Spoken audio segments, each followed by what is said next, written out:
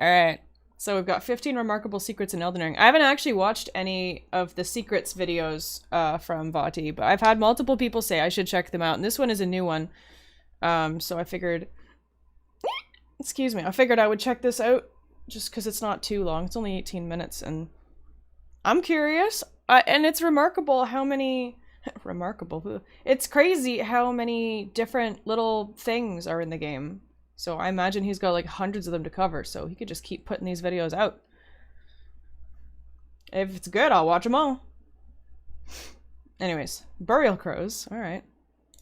Did you know that once a part of Kale's questline actually had you looking around for a bird with a letter strapped to its leg? Have you seen a crow around here by any chance?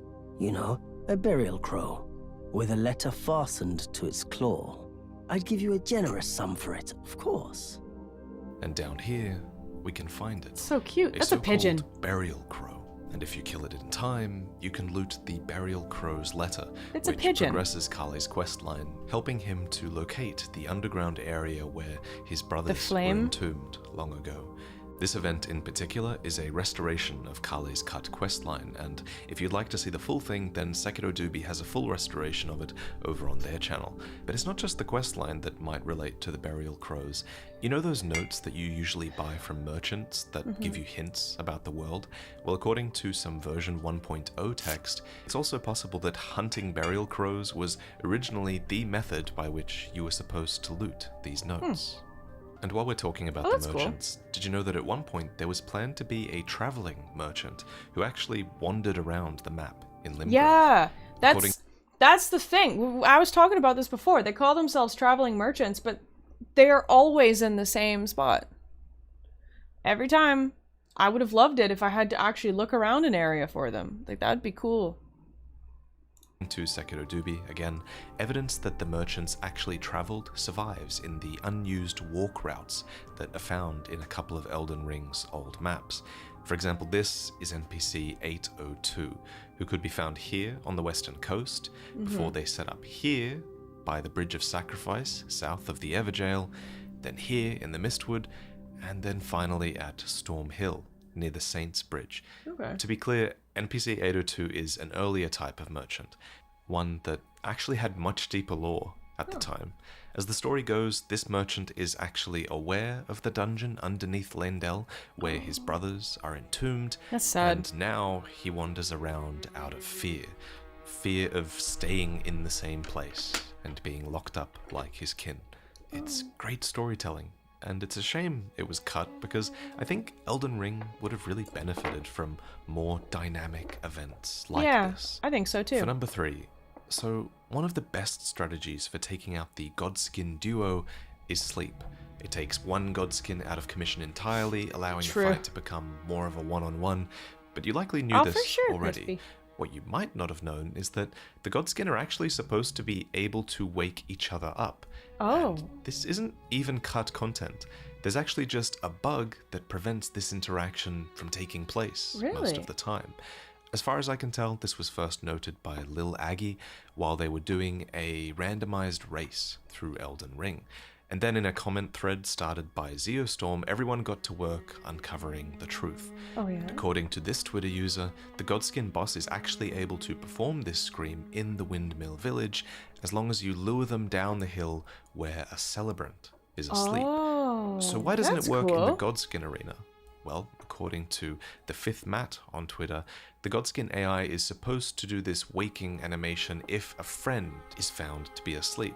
But the ally detection is kind of bugged out in this arena because of the knights that patrol outside. So when the fifth Matt removed every single knight patrolling around the arena, as well as the hidden HP bar enemy, apparently it worked in their arena again.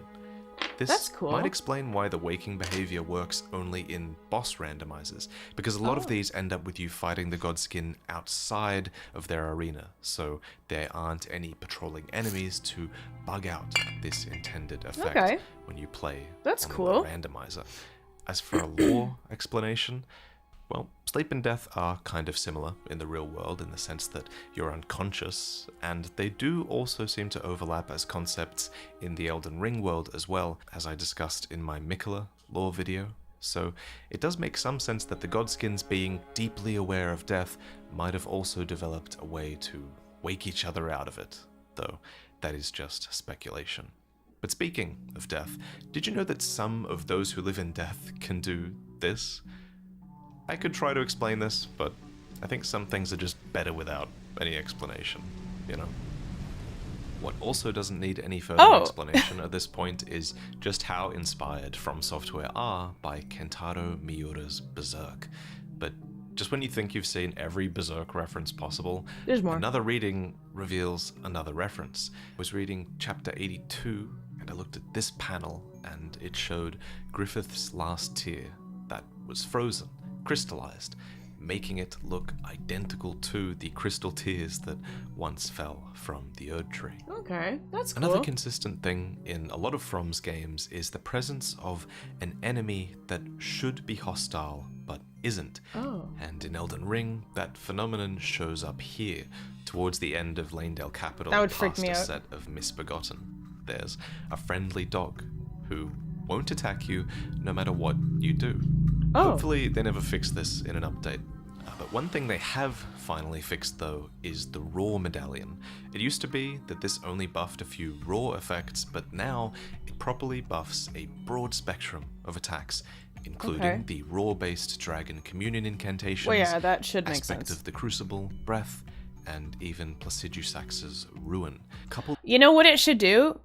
If an enemy is close enough to you and it roars, it should also boost your enemy too. It shouldn't be selective just for you. I think that would be really cool. It'd be really cool if there were items that like made changes to the enemies if you had them equipped. Like if they could sense stuff about you and it would either enrage them or make them more docile or whatever. I think it'd be really cool. That never attacks either in Lundell. Yeah. The guys that play the horns? Those weirdos?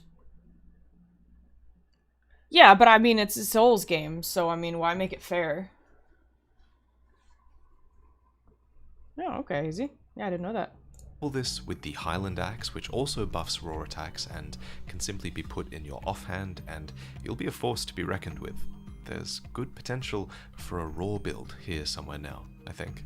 For number 8, another thing that pops up in almost every From Software game is the presence of a character named Yulia.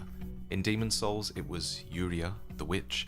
In Dark Souls, it was the undead merchant who muttered the name Yulia, maybe talking about his sword, or perhaps the female undead merchant.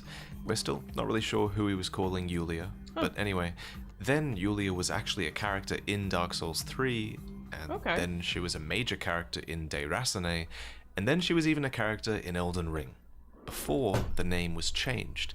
That's right, if you go through the cut dialogue, you'll find lines spoken from an earlier time in development, and back then, there was a man named Horalu, the Gold Mask, and Lady Yulia was the name of the deathbed companion who became Fia. And speaking of Fia, there's something extremely curious going on here at the northernmost minor Erd Tree upon the Altus Plateau. Here, an omen can be found, hunched over in a circle with a set of commoners around them. But what's really weird about these enemies is that these are all unique character models. The omen has a black cape and the commoners have a black set with a shroud over their face. But it's not just the models, they actually have unique casting animations as well. The commoners and the omen are capable of casting Fear's Mist, complete with the little smoky symbol of death that Fear's Mist specifically does conjure up. I guess you could speculate that these enemies are sort of agents of Fear, considering that Fear's Mist is a unique Deathblight incantation that was developed specifically by her. But at the very least, even if that's not true, they're clearly aligned with Godwin's Deathblight and maybe even the New Age that his ending portends to. It's also really curious that they're positioned right underneath what is a unique minor Erd Tree. This one is almost entirely dead, which reminds me then of the Shadow of the Erd Tree teaser, which might be showing Godwyn's death root clawing its way up around Yeah. a dead or dying Erd Oh, that's tree. sad. So I wonder if this little group is related to that. Maybe. Anyway, speaking of the Shadow of the Erd Tree teaser, there's a few more things, believe it or not, in that image that I wish I pointed out in my speculation video. First is the wheat. I mentioned that wheat is a symbol of abundance and plenty, and I theorized that that might be related to Miquella since he's all about abundance as a character. But this was then further validated by Quelaag, who went into the Halig Tree's prayer room and actually found what looks like wheat sticking out of a pot. Check here. it out. Amazing find, honestly.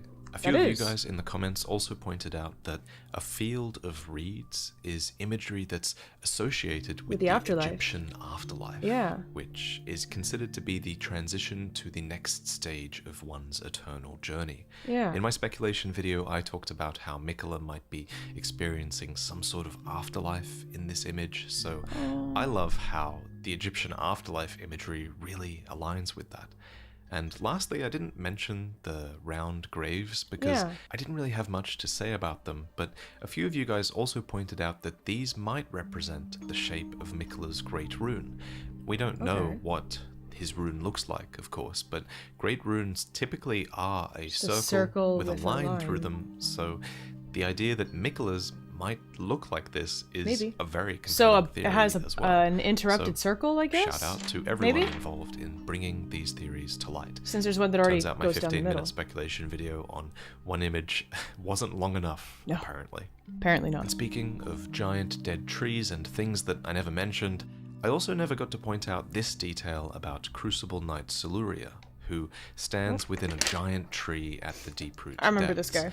Sometimes, very rarely, we can learn something not just from weapons or their description, but from the name of their weapon arts. And the weapon art of Siluria's tree is Siluria's Woe, which suggests that she's despairing about something. It could be that she's just lost and dejected in the same way that so many Crucible Knights are, scattered around the lands between, you know, without a lord to lead them. Or maybe, considering that she can be specifically found and fought within a giant dead tree, maybe she's despairing about the age of the Crucible that has long since passed and the bygone primordial Erd tree. I didn't even realize it was a woman. Weapon is modelled after. It's food for thought. In the last Secrets video, I talked at length about bell bearings, and I also talked about the ball bells that their name was likely inspired by. We trade these bell bearings to the... Oh, by the way. So these guys all waddle around. I don't remember watching the actual animation, or I don't remember it in detail, but when you knock all the stuff off their legs and they go down, what about the bell? Does that not get in the way? Does it get pushed into the earth? Does it fall off to the side? I don't remember. Because they just kind of go down, right? So, what happens to the bell? Gets a bit crushed? Who knows? I don't know. Is it heavy enough to just crush it? Does it force it into the ground to hold it in place? Is it a spirit bell? I don't know. Their name was likely inspired by. We trade these bell bearings to the Twin Maiden husks, and since then I've been made aware that this staff that they're holding is actually called a Kagura Suzu, which were often used in traditional Japanese dances, and they consist of 12 bell balls called Suzu, which supposedly allow one to acquire positive power and authority while repelling evil. Next comes via a tweet from Zyostorm, who actually does a lot of these Secrets videos as well, if you're interested in watching some more. Here, he reminds us all of the Grand Spirit Tree Shield, which is a shield in Dark Souls 2 that depicts the blue spirit tree that, I quote, is said to possess divine powers, and it appears in the allegory of Kella, the god of dream. It goes on to say that once there was a boy who was easily frightened until the talking tree of the dream world transformed itself into a shield to protect him. Obviously, the name Keller is just so similar to the name Mikola, and Mikola is considered a young boy as well. And as we discussed in our Mikola lore video, Mikola is heavily tied to dreams and a dream world via their alter ego, who is Saint Trina. And in the teaser, we see them with a giant tree, so there's a lot to unpack here. But I personally don't think there's much more here than just From Software continuing a naming convention that they started with Dark Souls 2. I feel like Mikola is just the spiritual successor of a theme that they started in Dark Souls 2. I don't think that Dark Souls 2 is actually related to Elden Ring canonically or anything like that. It's more that I think that From Software have these concepts and themes and naming conventions that they keep persisting in developing throughout all their games. But on that note, I feel like we should definitely keep an eye out in the future for all of the other gods that are listed on Dark Souls 2's name engraved ring, because Keller is one of them, and who knows what other names might show up.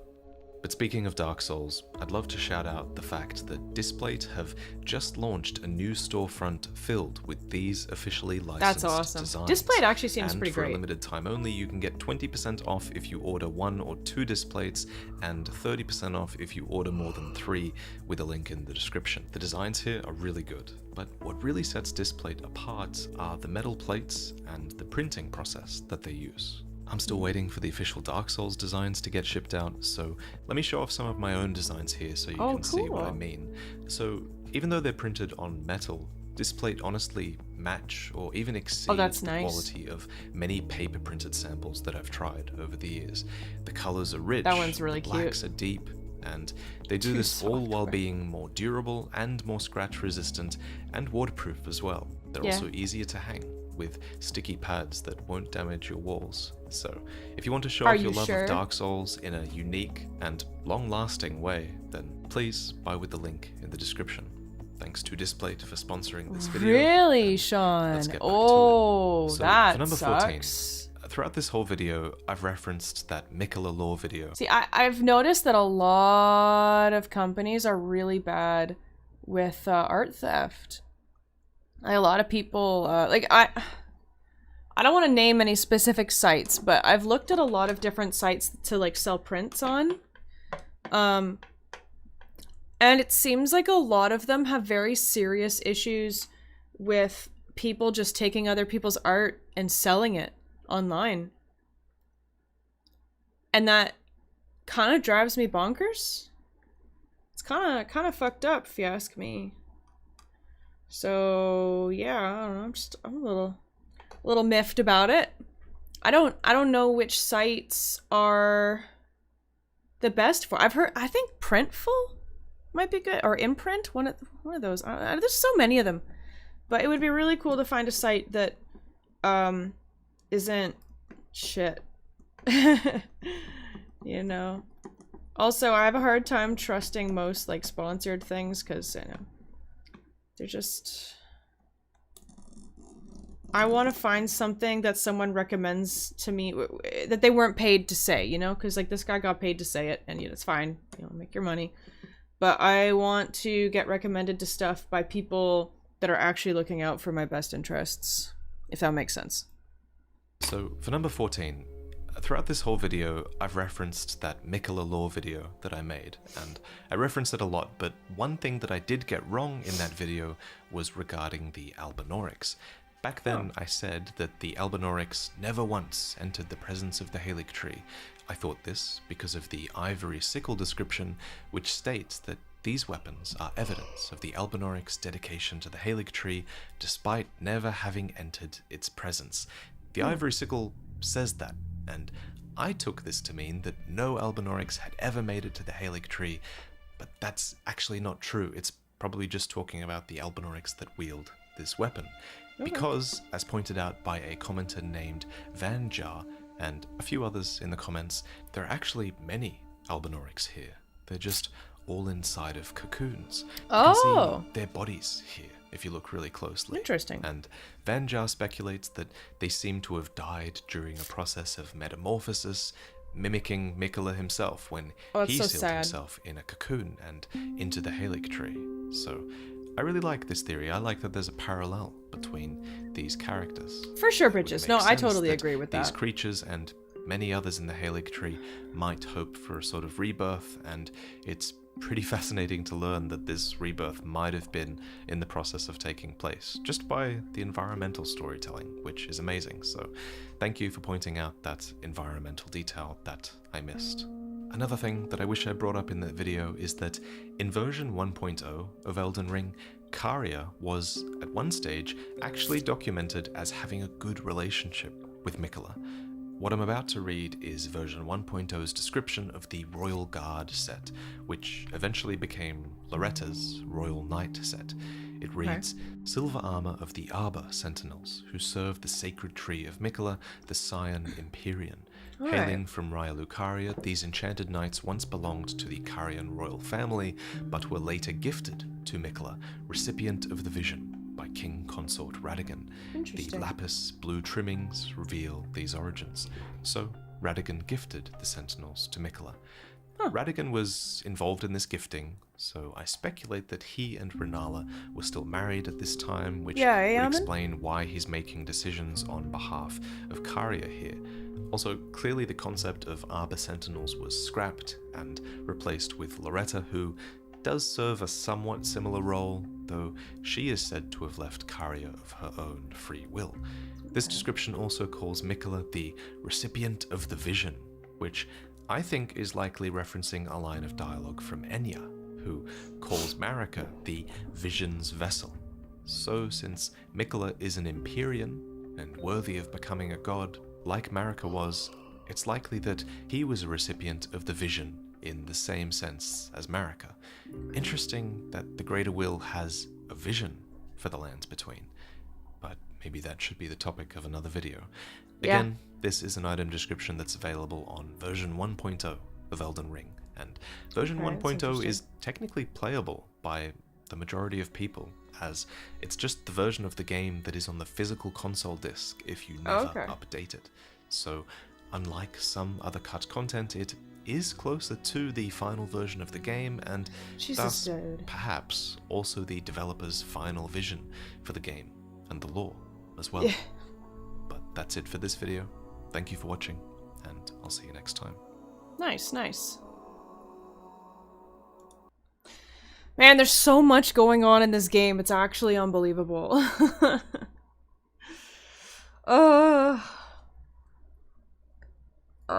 There's so much to take in. So much. That's cool as a heck, though.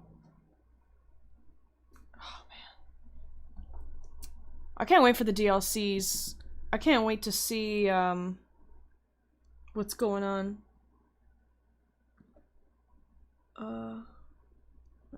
Yeah, no, I'm so stoked. I'm so ready for it. I just hope that they really do take their time.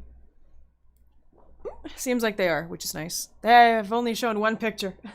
It's incredible how much has come out of them showing just one picture. It goes to show you how much of a detective everybody turns into when it comes to Souls games.